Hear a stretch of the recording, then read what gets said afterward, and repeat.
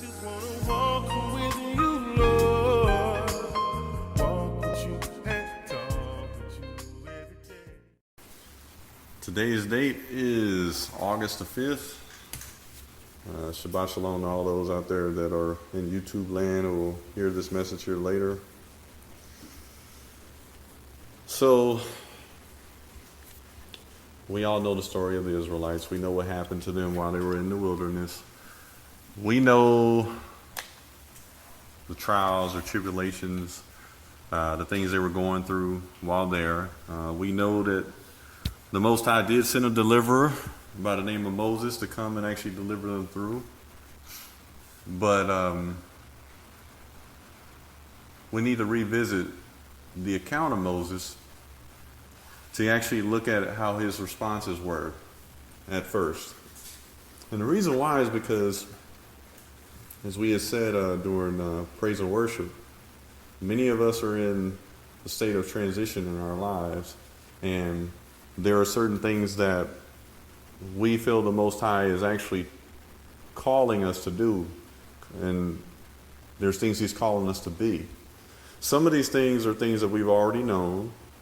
Some of these things are yet things that are new to us that, as we said before, would be like, if I can borrow one of Brother Craig's words, like going into a new jurisdiction.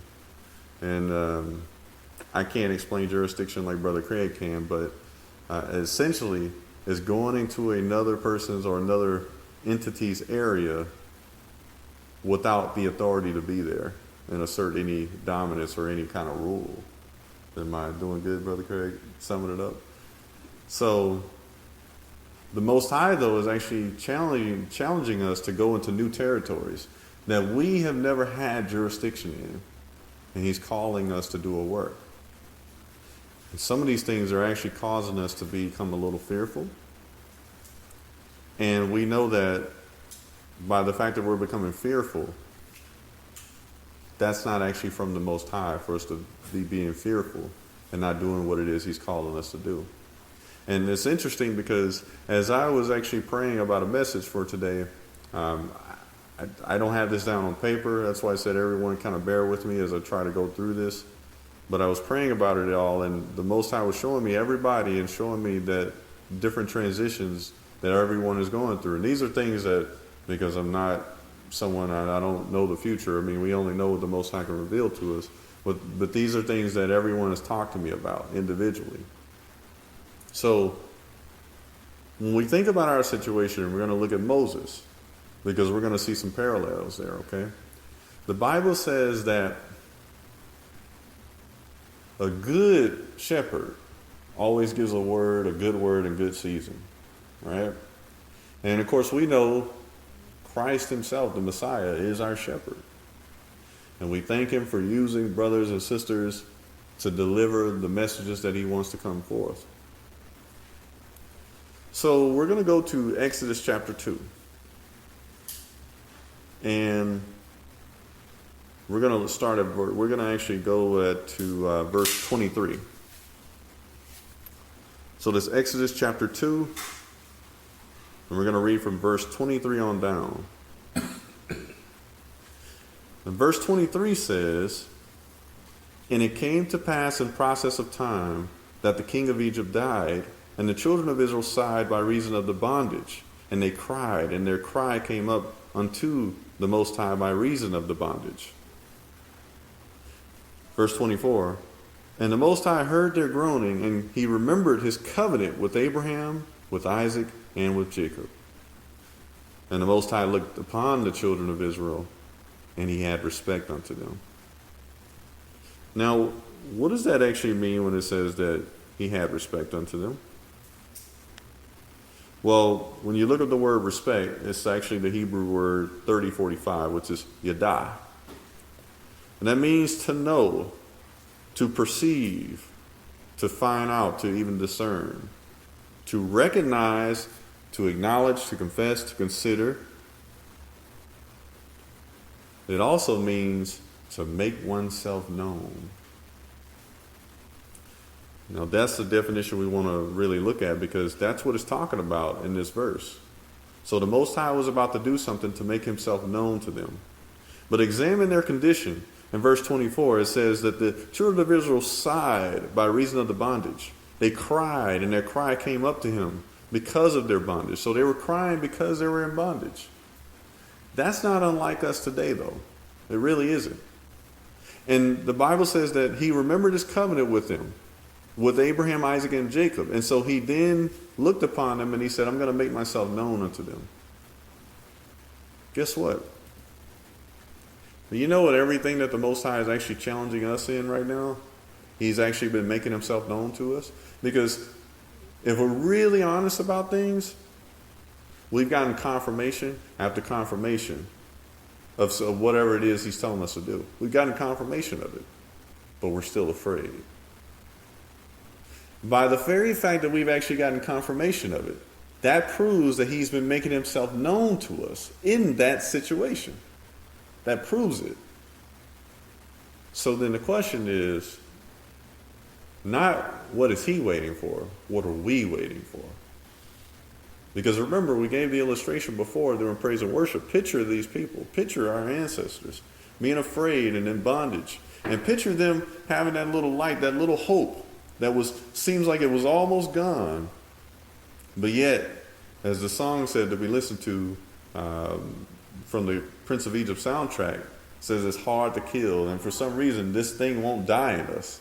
It won't die because, you know why? He put it there. That's the reason why it won't die. You know, we sung the song where we said, Father, I want more of you. But he's still saying, I want more of you.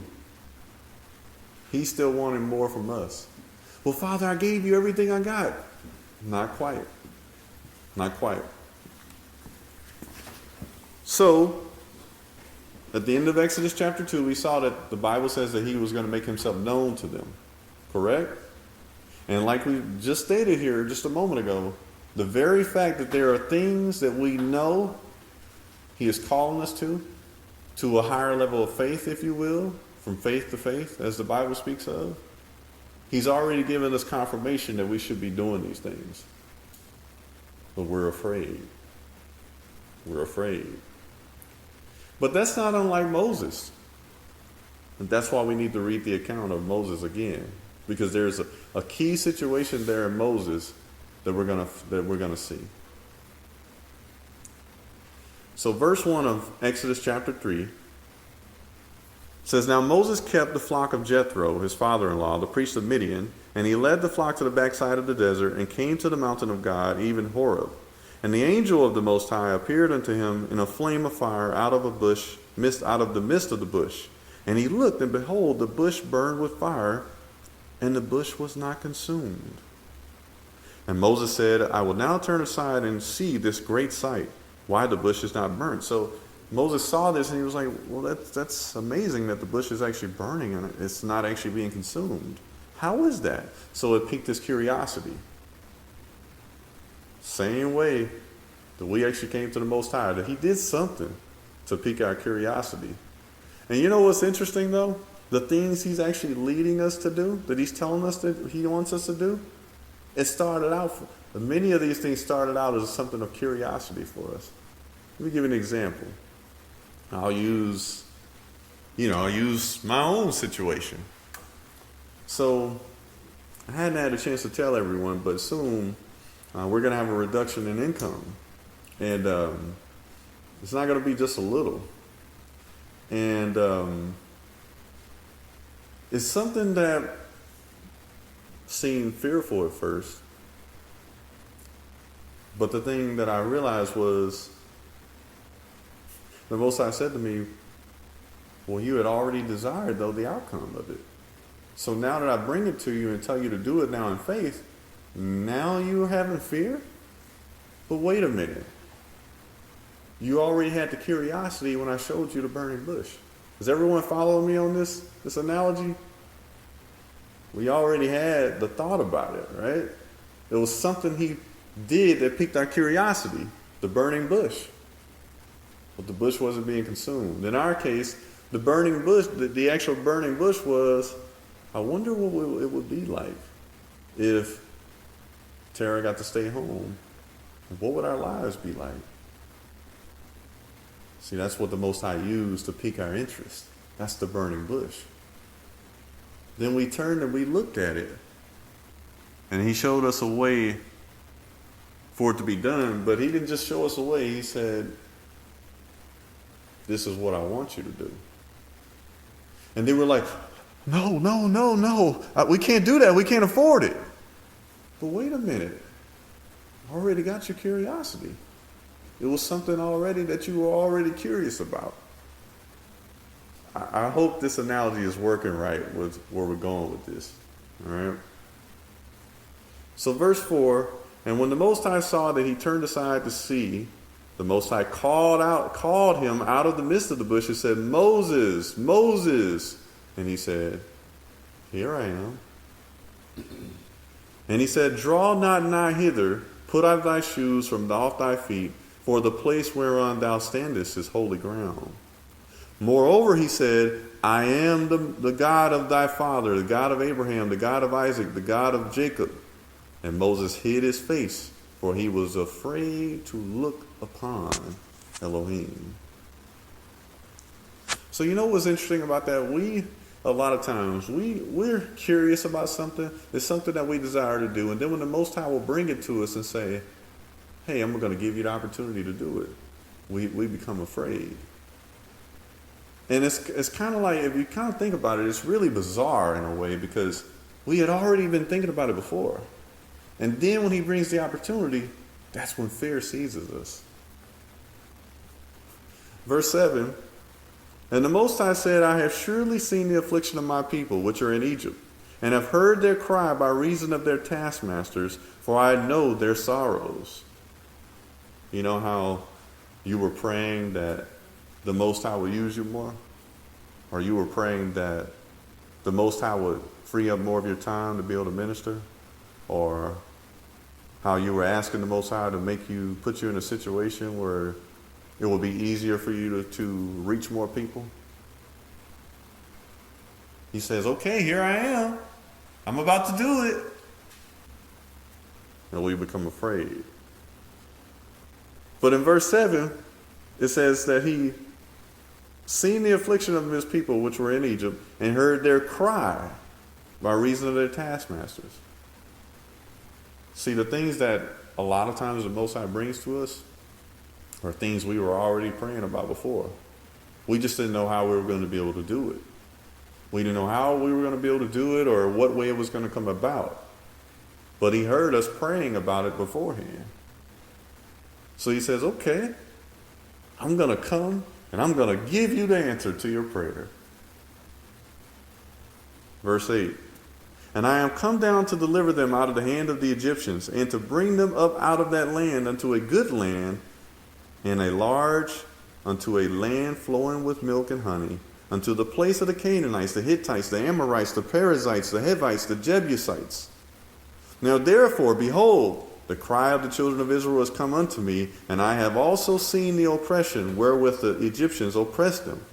Come now therefore, and I will send thee unto Pharaoh, that thou mayest bring forth my people, the children of Israel, out of Egypt. But look at what we're about to say. What Moses is about to say. Verse 11. And Moses said unto the Most High, who am I that I should go unto Pharaoh, and that I should bring forth the children of Israel out of Egypt? Father, who am I? I can't quit my job. I can't be, we can't lose that other source of income. Father, what are we going to do? See, we start making excuses. That's what Moses did. And see, the thing is, I want us all to kind of put ourselves in our situation, because that's really what it is. It's an excuse. And it doesn't matter what the excuse is. It doesn't matter what the reason. It's still an excuse. You know why? Because y'all know when we want to do something, we find a way to do it. Don't we? We find a way and we make it happen, right? As we say in the world, we make it happen, Cam. Right? We do. So the thing is, why do we have an excuse then when the Most High comes to us and says, okay, I heard you cry. I heard your prayers, and I'm here to answer them. But Father, no, I can't do it like that, Father. That's not, we're not going to make it that way. Well, I'm coming to answer your prayers. I'm going to show you the way to do it. But Father, that's not the way that's comfortable for me.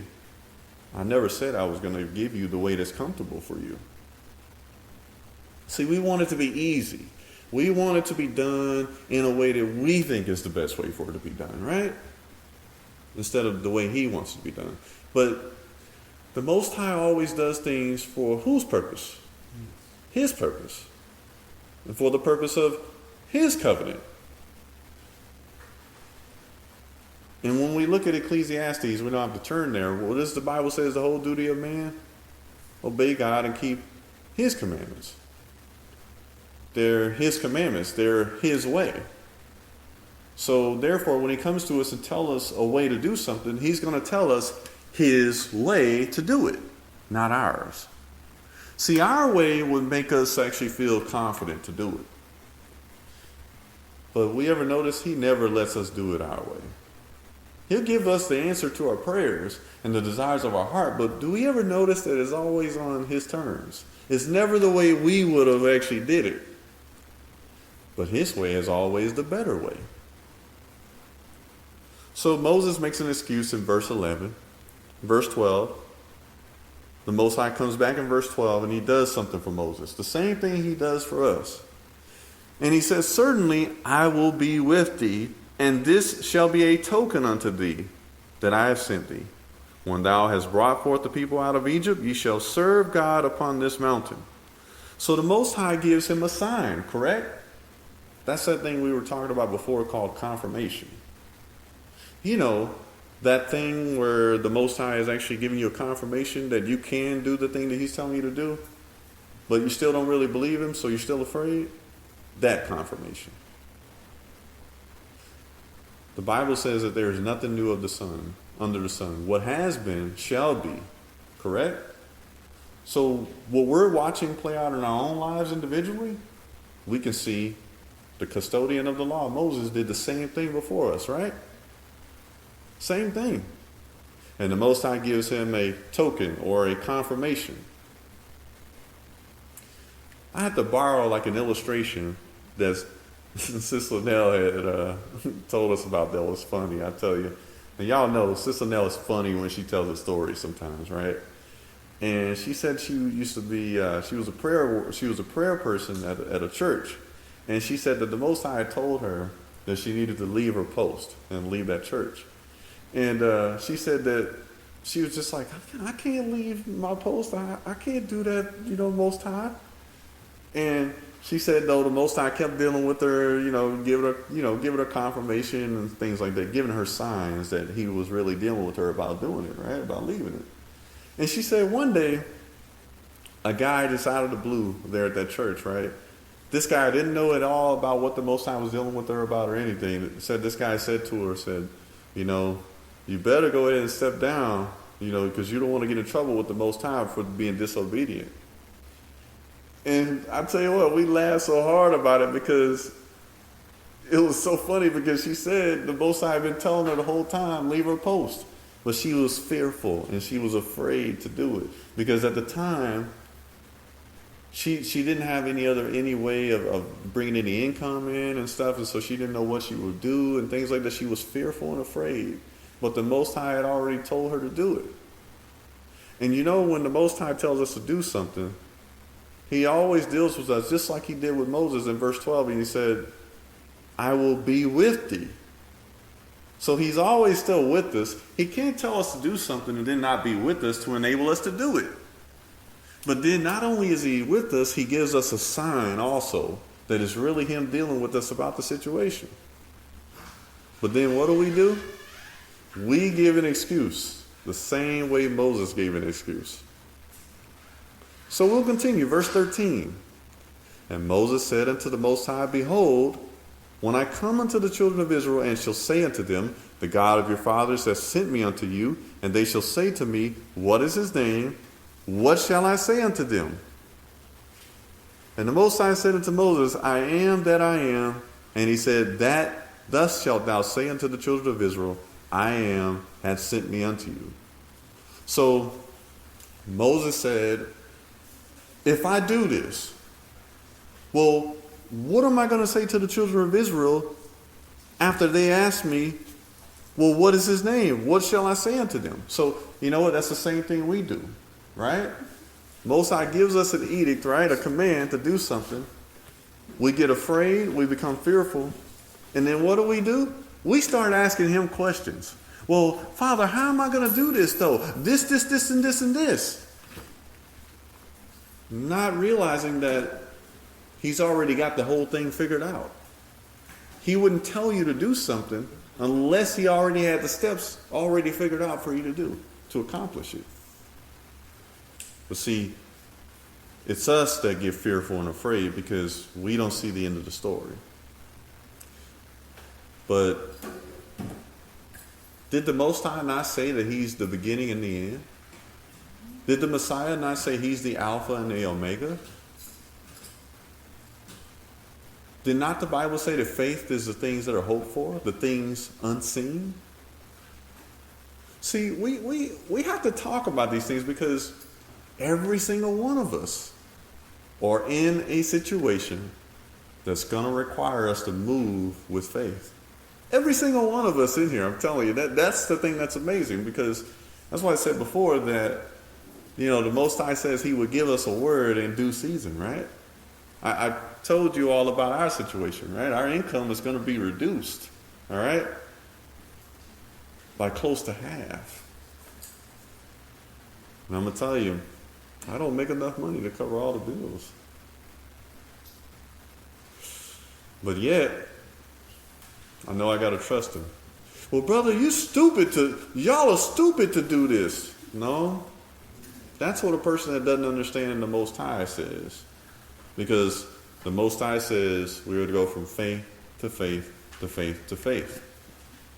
You see, he's the only one that we're supposed to trust blindly.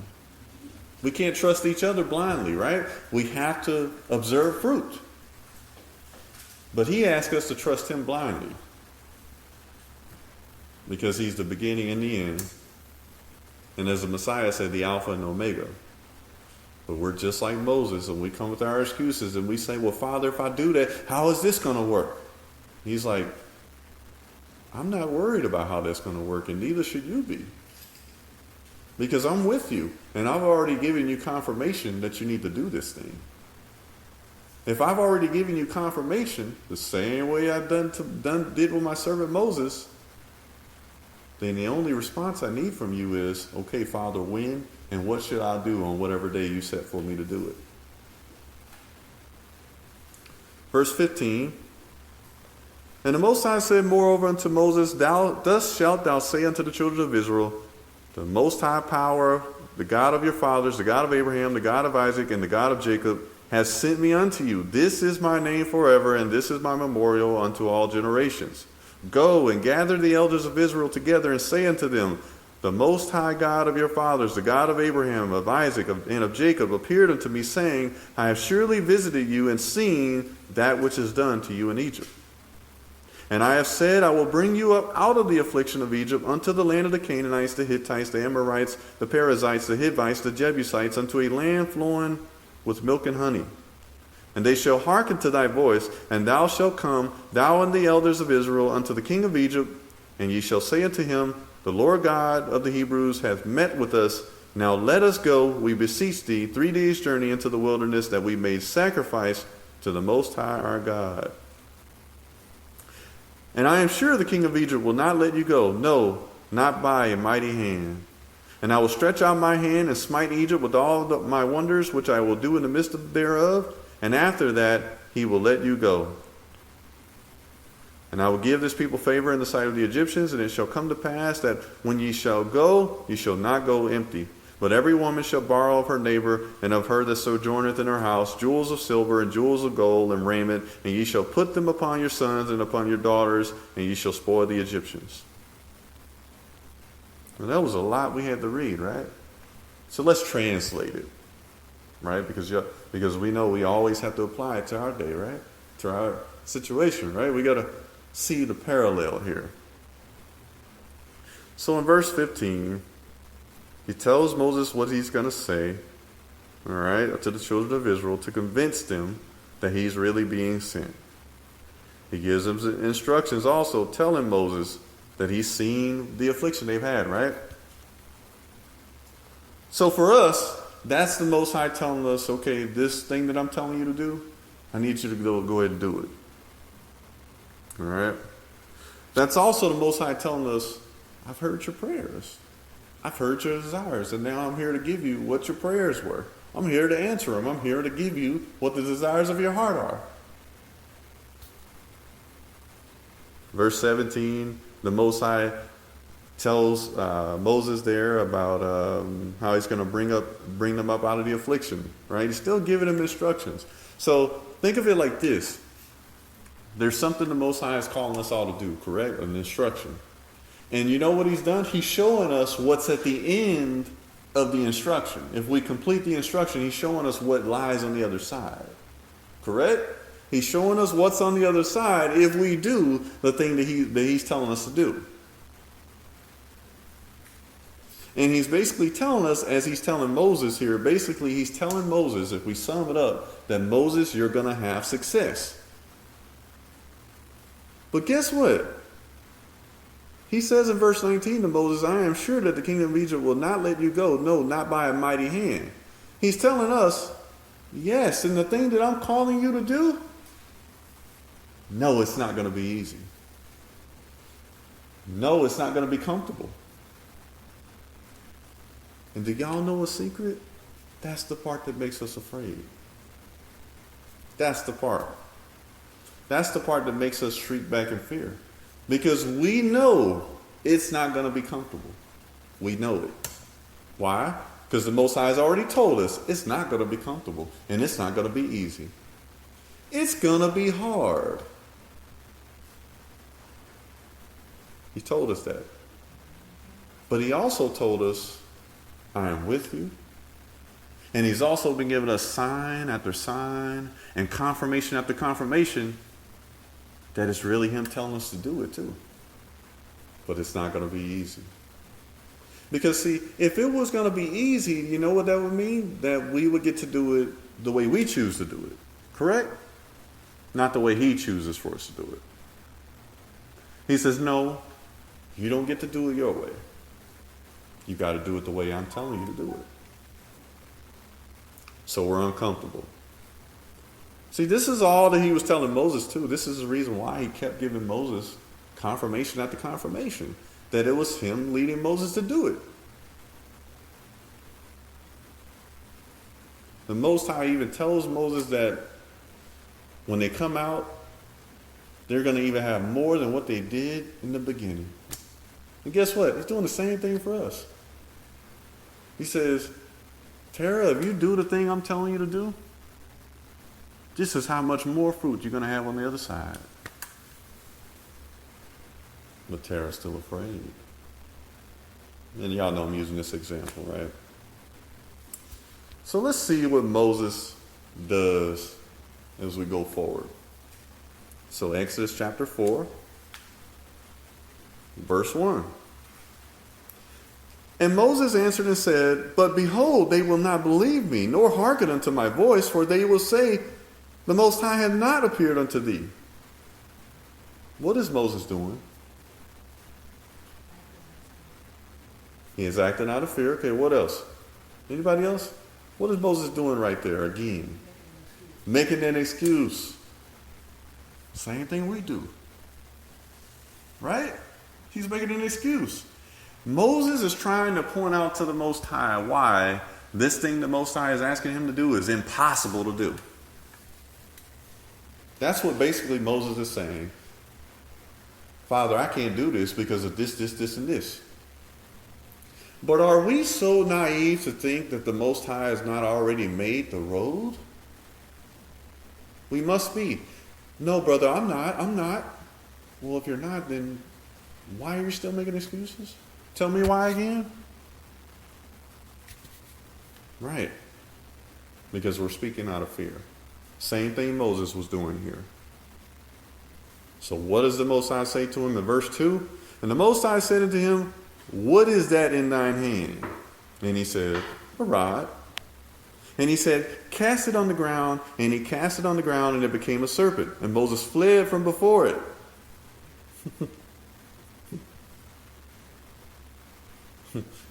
Hold on. All right, hold on. Let's go forward. Verse 4. And the Most High said unto Moses, put forth thine hand and take it by the tail. Let me ask a question here.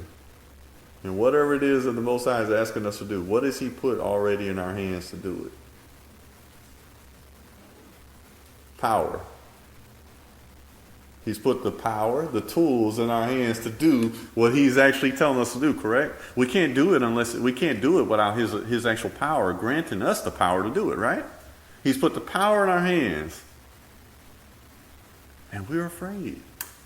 We're still afraid. And the interesting thing is, we can see that he's put the power in our hand too. And we're still afraid. But what does the Most High tell Moses? Put forth your hand, use your hand and take that thing by the tail. So the Most High tells us, no, you're going to pick up what I'm giving you to do. You're going to pick up this power I'm giving you. You're going to do what I'm telling you to do, son or daughter. So Moses put forth his hand and he caught it, and it became a rod in his hand. That they may believe that the Most High God of their fathers, the God of Abraham, the God of Isaac, and the God of Jacob hath appeared unto thee. And the Most High said furthermore unto him, put now thine hand into thy bosom. And he put his hand into his bosom, and when he took it out, behold, his hand was leprous as snow. And he said, put thine hand into thy bosom again. And he put his hand into his bosom again, and plucked it out of his bosom, and behold, it was turned again as his other flesh. What does this mean when you translate that and put that into today's language? Here, the Most High has given us more signs. He's given us more signs, more confirmation that, yeah, it's me telling you. Because y'all know how sometimes we'll get to the point where we say, no, that can't be God telling me to do that. I know better, not my God. Y'all know how we say that, right? Sometimes. But he said, yeah, it's your God. Oh, yeah, it's your God talking to you. The only God, the Most High God. And I'm giving you sign after sign after sign after sign, telling you, go ahead and do it. Verse 8, and it shall come to pass that they will not believe thee, neither hearken to the voice of the first sign, that they will believe the voice of the latter sign. And it shall come to pass that they will not believe also these two signs, neither hearken unto thy voice, that thou shalt take of the water of the river and pour it upon the dry land, and the water which thou takest out of the river shall become blood upon the dry land. And Moses said unto the Most High, O my Lord, I'm not eloquent, neither heretofore, nor since thou hast spoken unto thy servant, but I am slow of speech, and I'm of a slow tongue. What is Moses doing again, Maswa? Making excuses. Y'all know this is what we do, right? Anytime he asks us to do anything that's uncomfortable to us, we make an excuse. And we shriek in fear. And the interesting thing is, a lot of times, that thing that he's actually telling us to do, he's already dealt with us about it, because it was something that we already had an interest in doing to begin with. But we were like, well, Father, I don't know how I'm going to do it. Then he comes to you with the way to do it, and then you're still afraid and fearful. And then you start making excuses. And then it's like, I would imagine in my own mind that he's looking at us like, wait a minute, did you not ask me about this? Have you not been praying to me about this? And now I put the tools in your hand and you're afraid and you don't want to do it and you want to run and shriek in fear? But you asked me this. Moses did it before we did it. There's another important you have to remember is that what the Most High is showing Moses here is that, look, I am God. I have the power to do whatever it is I'm telling you to do. That's right. I have the power to accomplish it. Don't doubt me. That's See, right. that's another thing that Moses is doing here too. He's doubting. He's doubting, right? You know what? What if you can't do it? Right. I'm gonna look like a fool in front of you. Right. You know, and that's the thing. Like, we have to remember the same thing. That's right. The Most High got the power to do and we have to remember the end. What is the end of all of this? The kingdom coming on this earth. So if he has the power to do that, he has the power to affect anything in our lives. Anything. Couldn't say it, no, brother. I couldn't say it any better myself, brother. That's exactly correct. He has the power, and he's given us the power to do what it is he's called us to do. But we're like Moses. We doubt. We're afraid. Verse 11. And the Most High said unto him, Who hath made man's mouth? Or who maketh the dumb or deaf, or the seeing or the blind? Have not I the Most High? Goes right back to what Brother D said just a moment ago. So all of our excuses, and here's the thing, we all need to imagine every excuse we have in our minds right now for whatever it is the Most High is telling us to do, whatever it is that he's allowed us to be into right now, and wherever he's taking us. Again, I want to remind everybody, I just told you our income is going to be almost cut in half. Nobody wants to cut their income in half. Right, or like Masawa said, no income at all. Right, right. So much less, right, no income at all, right? Nobody wants to reduce their income or be without one. But Go ahead, brother. Go ahead. okay, but the Most High, who is the one that actually takes care of us, the one that is actually provides for us, still says, well, Masawara, last time I checked, I'm still on the throne. Last time I checked, I brought you all these years, haven't I? And I have expectations. Right. That same Most High. If I didn't leave you then, why am I going to leave you now? Who made jobs? Who made the people that can give you a job? Who made money? Was it not I, the Most High? That's what he's saying. That's why he said to Moses, who made a mouth? Who makes the dumb or the deaf or the seeing or the blind? He says, did I not do this, Moses? So then, Moses, are you telling me that the fact that you can't speak good, you telling me that's gonna actually hinder what it is I want you to do? Okay, so I need to go and just pick somebody else, huh, Moses? No, that's because the Most High created mouths. He created everything. So what does he say to Moses in response? Verse 12, now therefore go, and I will be with thy mouth, and teach thee what thou shalt say. So Masawar, you go.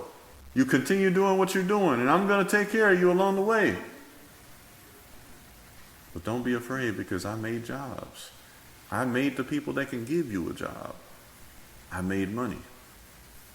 I made everything that you see. Verse 13, he said, O Lord, sin, I pray thee, by the hand of him whom thou wast sin. So Moses, again, he said, Elohim, please send somebody else. Don't send me. Please send somebody else. Or let's translate it today. No, Father, please don't tell my wife to quit a job. No, please, Lord, don't do that. Don't do that, Lord. No, please. Verse 14. And the anger of the Most High was kindled against Moses. And he said, is not Aaron the Levite thy brother? I know that he can speak well. And also, behold, he cometh forth to meet thee, and when he seeth thee, he will be glad in his heart. And thou shalt speak unto him and put words in his mouth, and I will be with thy mouth and with his mouth, that ye and will teach you what ye shall do. So, did the Most High let Moses off the hook? No, he didn't let him off the hook. Moses still was going to have to tell Aaron, his brother, what the Most High told him to tell.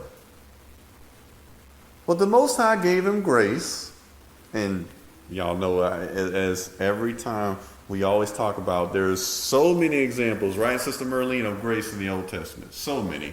So these people that say that the Most High did not have grace in the Old Testament, they obviously don't understand the word to say that, because he obviously had plenty of grace.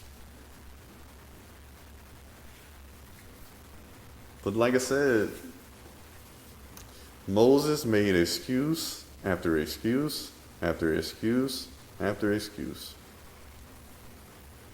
The Most High kept urging him to go and do what it was that he was calling him to do.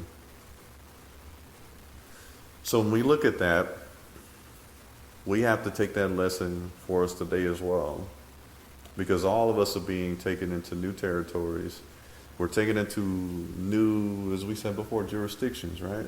Places that we've never had a position or authority to operate in. And he's saying, I am making a way for you to operate in this area and in this arena. I'm going to send you to do something in this area, in this arena, in someone else's jurisdiction, because I'm the one that actually gave jurisdiction. I'm the one who gives authority. I'm the one who gives power when it's needed. And wherever I send you, you're going to have the power to do what it is I'm telling you to do. But there's one thing we lack. Let's go to the book of Joshua.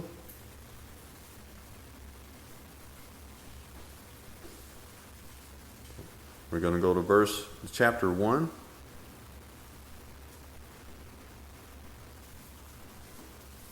It's the book of Joshua, chapter 1. We're going to start at verse 5.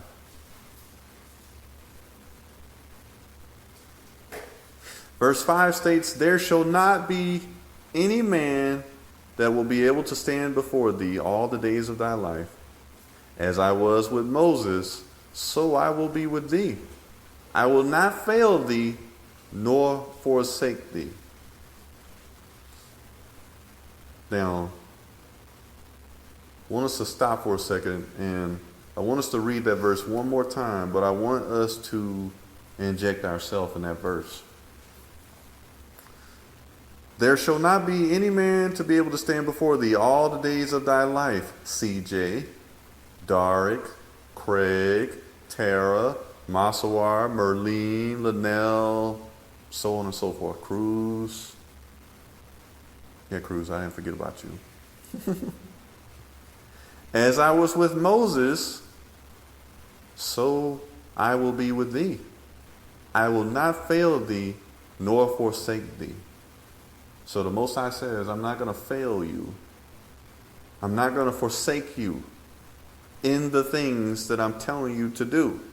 I'm going to be with you. But verse 6, he says, be strong and of good courage. Now, let's define that word courage for a moment. It is Hebrew 5:53. It means to be strong, alert, brave, stout, bold, secure, to make firm, to be obstinate, to assure. And then let's actually define courage out of the dictionary. Because we always have to show it in, our own words and stuff today, right? It's the quality of mind or spirit that enables a person to face difficulty, danger, pain, etc. And they say without fear. That's not really true, is it? Because if it was without fear, would it really be courage? Courage is doing a thing afraid. He never said that we wouldn't feel fear. He only said that be strong and of good courage. I will be with thee and I will not forsake thee. See, what we need to understand is there's a reason why he says, I'm going to be with thee and not forsake thee. Because he already knows the fear is going to come. He already knows the fear is already there, which is why Moses, one of the reasons why Moses made so many excuses, out of fear and doubt, like Brother D said. Fear and doubt, if we ever stop to examine it, fear and doubt go hand in hand, don't they? We fear because we already have doubt. We have doubt, so we say, no, that's not going to work. But he said, be strong and of good courage, for unto this people shalt thou divide for an inheritance the land which I swear unto thy fathers to give them. But then watch the Most High again, verse 7. Only be thou strong and very courageous, that thou mayest observe to do according to all the law which Moses my servant commanded thee. Turn not from it to the right hand or to the left, that thou mayest prosper whithersoever thou goest. So it's interesting there that he re-admonishes Joshua here. Only be strong and very courageous. Only be strong and very courageous, Craig. Only. That you may observe to do all according to the law. Or if we break it down to this message, to do all according to what I've already been leading you to do. Only be strong and very courageous. Just like I was with my servant Moses, I'm going to be with you. I will not forsake thee. I will not leave thee. And then what does he say? Turn not from it to the left or the right, that thou mayest prosper whithersoever thou goest. See, we already know that if we do the things that the Most High is calling us to do, that we're in doubt and fear about, we already see what's at the other side of it, don't we? Don't we all see it? Let's be real about it. We see it, right? We know what's at the other side. The problem is we don't know what's in between where we're at right now and the other side. We don't know the in-between. So that's the part we're afraid about, not knowing that in-between. Because y'all ever notice something? He doesn't show you what's in between, does he? He shows you where you're at, and he shows you where you're going to get to. You still trying to figure out. I'm sitting there figuring out, well, Father, how are we going to do it? I didn't tell you to worry about how you were going to do it. I just told you that you were going to be able to do it. I didn't tell you how yet. I'm going to reveal that to you along the way. But you got to trust me. This is why he takes us from faith Mm-hmm. to faith. That's right. This shows in the middle. Right. This is from Faith to faith. So, when we look at this, I'm telling you, man, I'm seriously, I know the Most High gave me this message, because I'm telling you, he was dealing with me just about this coming out on the road, I'm telling you. And I was just like, man, and he was dealing with me about how we're all in a place like this right now, every one of us. And I'm like, man, truly he is so fantastic. He is so great, because, man, he knows what we need to hear at the right time. Oh, man, that just really trips me out, I'm telling you, seriously. But we have to make sure that we understand that because of where we are, and because of the things that he's telling us to do, the things that he's challenging us to do in faith, we have to understand that this message actually serves as another sign that he's really working with us. It serves as another sign, as another testimony, besides those testimonies that he had already given us before so far and where we are. Remember, he gave Moses multiple signs, multiple confirmations. He does the same thing for us. And you know what? It's okay if we don't know how to do it. Because I'll tell you, like, there are some things, I've been studying about law and jurisdiction. Keep saying that word, right? Stocks, bonds, treasuries, you name it, the tax code. And I said to the Most High, I said, I'm tired of actually gaining knowledge without execution. And I asked him, I said, Father, help me actually to have a plan of execution, to be able to actually act upon the knowledge that you're allowing me to receive. Because I looked at it and I said, so in our group, in this assembly, so many of us have knowledge about so many different things, that each one of us in here is a teacher in some way to the rest of us, I'm going to tell y'all right now, if I have any questions at all about the cosmos, the Earth's relation to the stars, or anything, I'm going to tell you right now, there's one person I'm going to. I'm looking at him, Brother D. Because I know this brother can sit down with me and really educate me on some stuff to the point that it'll have to be multiple sessions, because some of it I just won't get the first time. But the thing is, that's what I mean. All of us, there's some area that the Most High has dealt with us about, and that He's been teaching us about.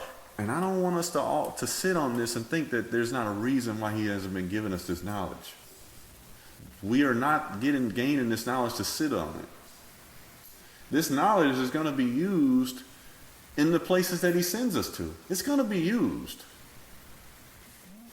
And it's okay that we may not know how to go about it, but we pray and ask the Most High to actually show us step by step what to do.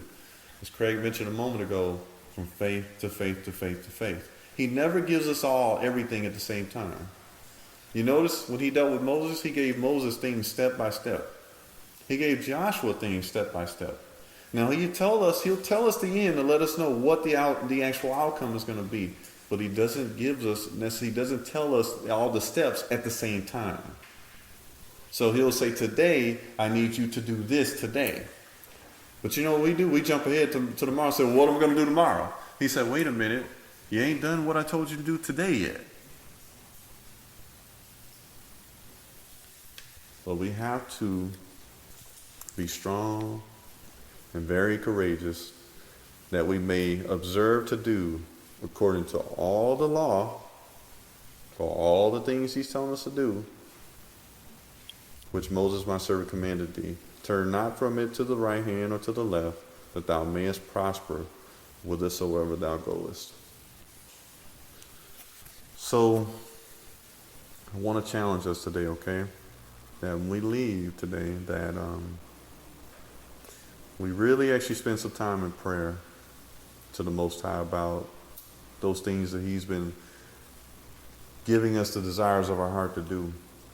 And those things that He's been actually putting before us to do, those steps that He's been putting before us to begin.